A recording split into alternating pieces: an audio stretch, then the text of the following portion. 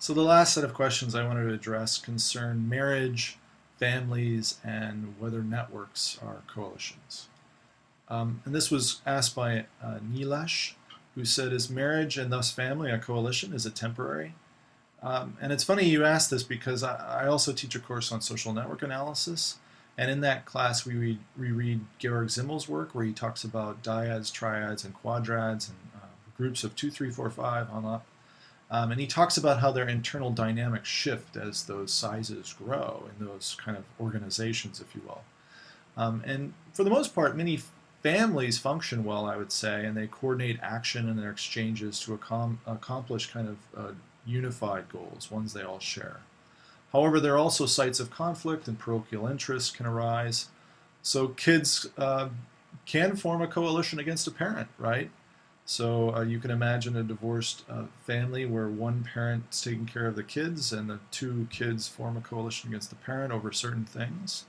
And when that happens, action proceeds under kind of a different condition and power relations.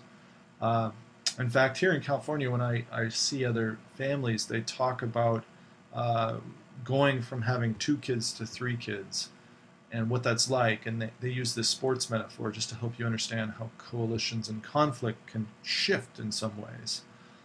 They talk about when you have 2 kids, it's like, and 2 parents, you have one-on-one defense or man-to-man, defense, they'll say sometimes. So each parent takes a child and manages that way.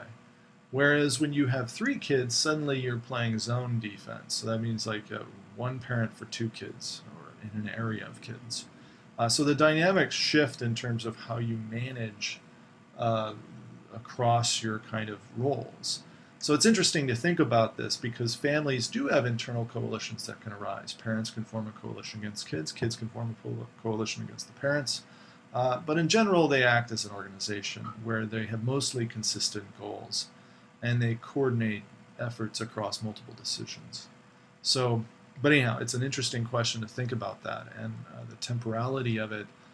You can imagine that a coalition may accomplish its interests perhaps by breaking up that organization in some cases. And then the other question was by Mukadam, sorry if I mispronounce, I apologize. But what about social networks? Are they coalitions? Was the question. So here we have another question about is a particular kind of institutional arrangement a coalition? And I think you'll find similarities between coalitions and interest networks. So that's a particular kind of network that comes together around an interest.